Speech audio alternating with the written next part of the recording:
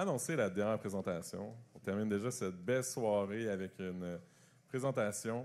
Et son autrice est étudiante au doctorat en épidémiologie et cherche à en faire moins pour en faire plus. J'espère qu'elle ne parlait pas de son doc. Merci d'accueillir Cécile Duval.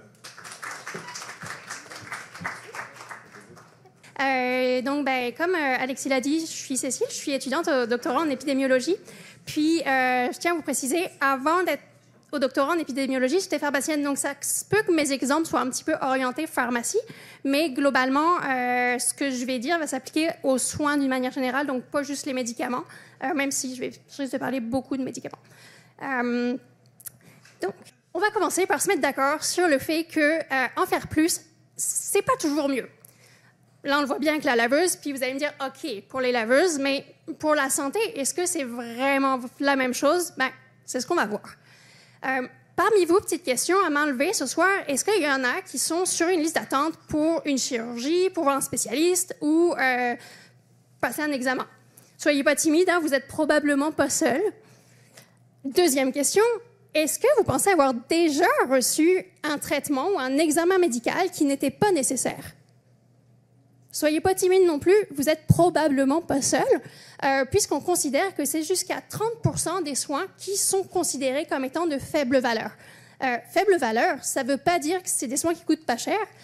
Quand on parle de soins de faible valeur, c'est des soins dont les bénéfices ne justifient pas le risque potentiel ou le coût. Donc, dans ce cas-là, la valeur, c'est pas juste l'argent, mais c'est bien toutes les conséquences physiques, psychologiques, sociales et financières, que ce soit pour le patient ou pour le système de soins. Donc, si on parle de médicaments, par exemple, il va falloir considérer les bienfaits potentiels pour la personne, mais aussi les effets secondaires potentiels. Donc, effets secondaires d'un médicament, on voit à peu près de quoi ça peut être, mais des effets physiques, mais psychologiques aussi. Juste le fait de prendre un traitement, d'avoir un médicament à prendre pour aller mieux. J'ai pas rencontré beaucoup de personnes qui étaient contentes de ça. Si on pense aux examens, le fait de passer un examen, on se met à risque de découvrir des anomalies qui, en fait, finalement, ne nous auraient jamais rendu malades, mais ça va quand même déclencher la cascade de soins. Puis, certains examens ne sont pas si agréables. Pensez aux coloscopies, là, où des fois, ça peut être vraiment un challenge. Faire passer une IRM à quelqu'un qui est aux soins intensifs, ça prend pas juste un brancardier là, pour le déplacer, ça prend toute une équipe avec des infirmiers, médecins, inhalos, les appareils qui sont sur la personne aux soins intensifs, le respirateur, ça passe pas dans la salle d'IRM ou pas souvent. Donc, ça implique de changer ces choses-là. Puis, ça implique que le patient, qui est quand même un patient en soins critiques, on va l'immobiliser dans un appareil où il n'est pas si facile d'accès quand même pendant un certain temps. Donc, passer un examen, c'est pas si anodin que ça. Évidemment, il peut y avoir un coût, que ce soit pour le patient ou pour la société en général. Ça va mobiliser des ressources matérielles, des ressources humaines. On repense à ceux qui sont sur une liste d'attente. Peut-être qu'on pourrait raccourcir les listes d'attente s'il y avait moins de surutilisation des soins. Et puis, il y a l'impact sur l'environnement. Les soins, ça a un impact sur la santé. Ça produit des déchets, ça produit des émissions. Puis, on a parlé juste avant, l'environnement aussi a des impacts sur notre santé. Donc, voilà, quand on va parler de la valeur des soins, il faut bien englober toutes ces choses-là, toutes les conséquences directes ou indirectes que ça peut avoir pour la santé des populations. Puis là, on me dit, bon, maintenant que j'ai présenté tout ça, plus personne ne va vouloir passer d'examen ou prendre de traitement. Ce n'est pas mon propos non plus. Il faut peser le pour et le contre. On parle d'une balance bénéfice-risque. Puis, dans certains cas, même s'il y a des effets négatifs, ça en vaut la peine. Dans d'autres cas, un peu moins. Ça ne veut pas dire qu'il n'y a pas de bénéfices, mais ça veut dire qu'il y a plus d'inconvénients que de bénéfices. Puis là, comment on fait pour savoir balance de droite, balance de gauche? Pour guider les soignants puis les patients, il y a des guides de pratique clinique qui existent. Les guides de pratique clinique, c'est quoi? C'est en fait les meilleures connaissances disponibles qui ont été synthétisées par des groupes d'experts puis qui vont évaluer un petit peu les risques, les bénéfices. Puis souvent, ils vont évaluer aussi un petit peu la qualité puis la force de la preuve. En fait, ils vont essayer de voir est-ce que je suis à peu près sûre que c'est une bonne chose ou pas une bonne chose? Est-ce que je pense que des recherches supplémentaires sur le sujet, ça me ferait changer d'avis. Les guides de pratique clinique, donc ça donne beaucoup d'indications. c'est quand même pas des livres de recettes à suivre à la lettre. Il faut aussi tenir compte des préférences du patient, évidemment, puis un petit peu de l'expertise clinique aussi des soignants. Alors, ces guides de pratique, ce n'est pas nouveau, et pourtant, on voit encore de la surutilisation des soins. Pourquoi? Peppa Pig. Est-ce que je suis en train de dire que la surutilisation, c'est Peppa Pig? Ben, il y a des recherches qui le suggèrent un petit peu. Il a l'air très sympathique, là, le docteur Brown Bear, très dévoué, mais il a quand même une petite tendance à faire des visites en urgence qui ne sont pas nécessaires, à donner des médicaments juste parce que les patients le demandent, là, même s'il dit de lui-même que oh, ce n'est pas forcément nécessaire. Vous ne verrez plus Peppa Pig de la même manière maintenant. Mais, bon, évidemment, là, l'article que j'ai mis, c'est un vrai article, là, mais c'est un article à saveur humoristique, puis c'est ça. Mais il y a quand même un certain fond de vérité, parce que ça montre un petit peu la médiatisation de comme la surmédicalisation qu'on a un petit peu, puis un petit peu la création d'attentes irréalistes sur les soins de santé, puis ça, dès le plus jeune âge. Donc, bon, c'est pas juste Peppa Pig, là, mais il y a la culture, les médias qui vont faire que la population générale, des fois, on a des attentes un peu irréalistes sur les soins qu'on devrait recevoir. Il y a le fait aussi qu'on ne comprend pas tous c'est quoi exactement les fonctionnements des choses de santé. Donc, on ne comprend pas exactement les choses sur lesquelles on doit prendre des décisions. Puis, c'est normal, la santé, c'est complexe. C'est pas pour rien qu'on est comme plusieurs chercheurs pour travailler sur une seule chose, là, c'est que ça prend plusieurs cerveaux. La numératie, c'est la population générale tout le monde n'a pas une bonne numératie, donc tout le monde ne comprend pas bien les chiffres. Sauf que si on a un peu du mal à visualiser les chiffres, ce que ça représente en vrai, comment est-ce qu'on peut réellement peser le pour et le contre? C'est peut-être un peu plus difficile. La culture médicale, puis en fait, c'est pas juste les soignants, même la population générale, mais on a tendance à surestimer les bénéfices puis sous-estimer les risques. Il y a aussi un petit peu des fois un attrait pour la nouveauté. On a envie de tester le dernier traitement qui est connu. On a envie, c'est ça. Donc ça va participer un petit peu à la surutilisation. Le fonctionnement du système de santé, ça c'est plus le cas aux États-Unis qu'au Canada, par exemple, mais ça ne veut pas dire qu'au Canada, ça ne vient pas du tout intervenir, ça vient quand même jouer. La structure de paiement, le fait que les médecins sont payés à l'acte, ben, ça peut des fois favoriser le fait qu'ils fassent plus d'actes. Puis des fois, ça ne vient pas des médecins, mais ça vient par exemple des gestionnaires de cliniques qui vont vouloir rentabiliser leur affaire. Il y a aussi un petit peu l'assurance, la couverture des soins qui ne va pas forcément dépendre juste de la valeur des soins. Puis des fois, il y a des soins qui vont être couverts, même si ils n'apportent pas grand-chose au patient, mais le patient va vouloir ces soins-là parce que, bon, il y a le droit, alors, bon, ben, il va les avoir. La médecine défensive, ça, c'est quand les soignants vont prescrire, non pas pour soigner, mais juste pour éviter les poursuites judiciaires. Donc, c'est pareil, c'est pas nécessaire, mais on va le faire quand même. L'industrie pharmaceutique, évidemment, puis pas juste pharmaceutique, là, mais tous les fabricants de médicaments, de tests, de traitements, ben, ils ont intérêt à ce que leurs produits se vendent. Petit bémol, quand même, au Canada, c'est quand même beaucoup plus contrôlé là, que chez les voisins du Sud, puis c'est pas si facile que ça là, pour l'industrie pharmaceutique d'aller acheter un petit peu les médecins, etc. Mais vous inquiétez pas pour eux, là, ils ont trouvé des nouveaux partenaires commerciaux, notamment les influenceurs. Dans les 2 dernières années, là, il y a eu énormément de publicité pour l'Ozempic sur TikTok. Où il y a 2-3 jours, là, j'ai vu qu'il y avait une entreprise américaine qui fait des IRM de contrôle chez des personnes qui vont très bien, mais juste au cas où. Puis ça avait été largement publicisé par Paris Hilton ou Kim Kardashian.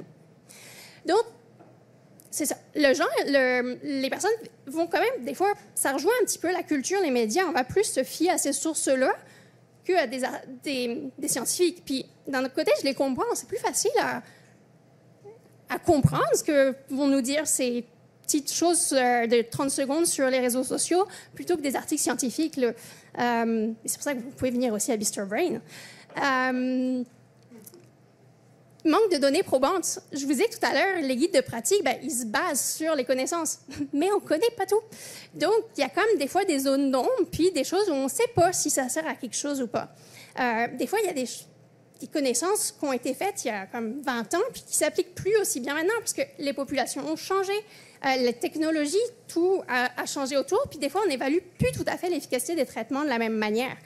Par exemple, pour le diabète de type 2, on donne des médicaments, oui, pour limiter le sucre dans le sang, etc., mais c'est beaucoup pour éviter les maladies cardiovasculaires. Sauf que jusqu'en 2008, pour qu'un médicament soit mis sur le marché, on ne leur demandait pas de regarder les effets sur les maladies cardiovasculaires. On regardait juste le sucre dans le sang, est-ce que ça fait baisser ou pas. Puis, donc, on a beaucoup de médicaments qui ont été vendus comme ça, qui ont été utilisés. Alors oui, ils réduisaient le taux de sucre dans le sang, mais ils augmentaient aussi beaucoup la mortalité cardiovasculaire, mais c'est juste, on ne le savait pas parce qu'on ne le regardait pas. Donc, des fois, il y a un petit peu aussi, c'est comme évolution des pratiques. Les guides de pratique clinique, disent beaucoup ce qu'on doit faire, mais ne disent pas trop ce qu'on ne doit pas faire. Donc, c'est pareil, l'information est comme, on se concentre beaucoup sur ce qu'on doit faire. La formation médicale, même si ça évolue un petit peu, mais on insiste beaucoup sur les bénéfices des soins, puis moins les risques. Donc, c'est pareil, ça participe au fait qu'on va encourager un petit peu. Donc, finalement, il y a comme 3 grands domaines de facteurs qui vont contribuer: le fonctionnement du système de santé, les facteurs sociaux, puis les connaissances scientifiques. Puis là, OK, c'est bien beau ça, mais qu'est-ce que nous, on peut faire?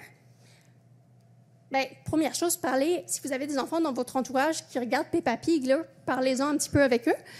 Mais sinon, l'autre chose qu'on peut faire à titre individuel, oui, on ne va pas pouvoir tout changer, là, ce que j'ai montré, mais nous, on peut quand même contribuer un petit peu à diminuer cette surutilisation des soins. Puis ça se passe comment? Prochaine fois que vous avez un traitement qui est prescrit ou un examen qui est prescrit, il y a 5 questions que vous pouvez poser aux soignants. Est-ce que vous en avez vraiment besoin? C'est quoi les risques qui sont associés? Est-ce qu'il existe d'autres alternatives qui sont plus simples ou plus sécuritaires? Qu'est-ce qui va se passer si je ne fais rien?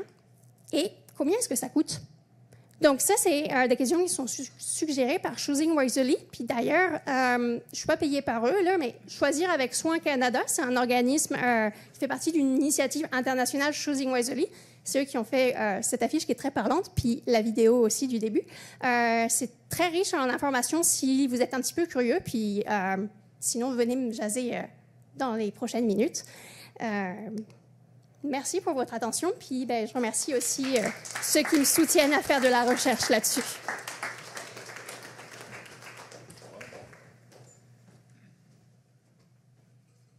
Oui, ça m'amusait un peu parce que je le disais en blague à Cécile, on demande dernière, c'est pour le clou du spectacle, puis justement, j'ai vraiment été impressionné par la qualité du fil de pensée, de la vulgarisation, les images, pas beaucoup de texte, c'était vraiment dans le concret, dans votre quotidien. Donc, merci encore une fois pour ta présentation. C'est maintenant à vous de prendre la parole. Est-ce qu'on a une question en arrière? Je suis un peu ébloui. Par ma présence, oui. Oui, OK. Donc, on a une question. Une petite question, en fait, très intéressant comme présentation. Si tu étais soudainement ministre de la Santé / première ministre, et on te donnait tous les pouvoirs, ça serait quoi, c'est quoi que tu ferais, en fait, pour être capable de réduire cette médication sur soins? Il y a déjà des choses qui se font. Puis là, j'ai plus présenté le contexte de la recherche, mais l'équipe dans laquelle je travaille, on travaille déjà pour réduire ça. La première chose à faire, c'est de regarder s'il y en a de la surutilisation de soins. Puis, on va regarder entre justement les guides de pratique clinique, puis ce qui se passe en réalité. Est-ce qu'il y a des différences? Puis on va pas pouvoir se battre contre tout. Donc, on va essayer de cibler ce qui arrive le plus souvent ou ce qui a des conséquences plus graves.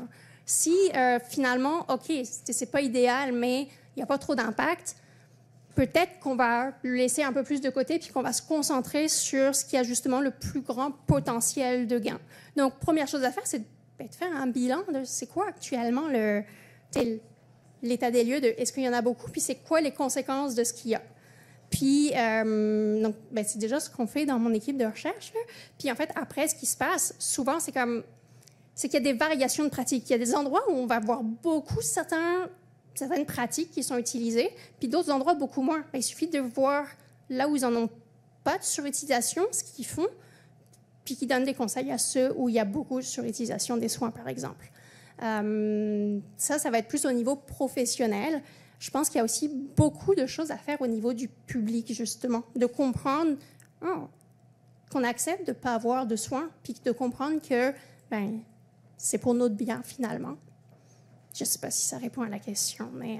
Oui, moi, c'était de t'entendre. Hein, merci. Merci. Est-ce qu'on a une deuxième question? Oui, merci Cécile pour la présentation. J'avais 2 questions, mais c'est comme si tu as déjà brasé. La première, c'était que si tu travailles, par exemple, pour une compagnie pharmaceutique, quelles seraient tes directives à donner? Et puis la deuxième question, c'est que si on parle de la polypharmacie, est-ce que ça concerne uniquement les médicaments ou bien les soins en font partie?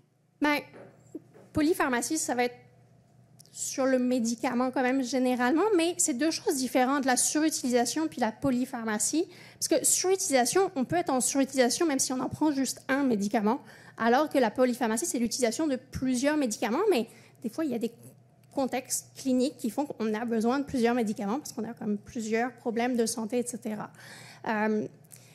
Si j'étais une compagnie pharmaceutique, je dirais que j'accentuerais beaucoup sur le bon usage de mes médicaments parce que, ultimement, une compagnie pharmaceutique n'a pas tant d'intérêt à ce que ces médicaments soient mal utilisés parce que ça va créer des problèmes derrière. Puis, ça s'est déjà vu des fois des retraits de médicaments du marché qui ont été un peu précipités par la surutilisation. Alors que peut-être que si ils avaient continué à être utilisés comme de manière appropriée, peut-être qu'ils seraient encore en marché, ces médicaments-là. Donc, l'industrie pharmaceutique n'a pas non plus tant d'intérêt à ce que les médicaments soient utilisés à tort et à travers. Merci. Merci. On a le temps pour une dernière question. Bonjour, merci.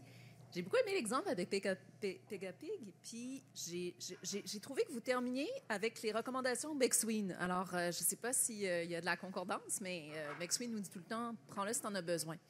La différence, c'est que dans mes choix de consommation, souvent, j'ai des alternatives. Donc, souvent, comme usager, patient, puis je vais arriver dans un contexte de prise de décision de santé, puis j'ai un problème. Habituellement, c'est pour ça qu'on se retrouve à consulter. Donc, ce que je veux, c'est régler mon problème. Mais je ne connais pas toutes les alternatives. Alors, je peux poser des questions, mais il y a la question des alternatives. Puis des fois, on les connaît, les alternatives, mais comme ça a été mentionné, elles ne sont pas accessibles. Exemple vécu, j'ai un problème, je rattends ton 45 minutes usuel pour le retour de 811. Tu as ta grosse discussion d'1 heure avec le 811 pour finalement te faire dire qu'il n'y a pas de corridor de service parce que l'enfant, il n'y a pas juste des troubles respiratoires, il y a des boutons. Alors là, évidemment, il n'y a plus de corridor de service. Donc, t'es pogné, il faut que tu te présentes à l'urgence. Tu sais que c'est une scarlatine, mais t'es pogné pareil. Donc, on a des absences d'alternatives, autant au niveau des choix de service que des choix de traitement. Qu'est-ce qu'on peut faire pour ça? Financer la recherche, financer les systèmes de santé. Mais j'aimerais ça avoir une solution miracle pour ça, puis une réponse à ces questions-là. Malheureusement, il n'y en a pas. Puis des fois, il n'y a pas non plus d'alternative pour l'instant qui répond au problème. Puis, mais c'est ça, c'est comme... Oui, c'est malheureux, là. Puis malheureusement... C'est pas non plus en proposant, c'est pas non plus en proposant des choses qui ne fonctionnent pas que ça va régler le problème plus. Donc, c'est ça, je suis d'accord avec le problème que vous décrivez, là. Mais la surutilisation n'est pas une réponse à ce problème-là non plus. Donc, c'est ça. Ça me fait plaisir. Mais ça permettra de le resimplifier dans une future présentation. Merci encore, Cécile, pour ton excellente présentation.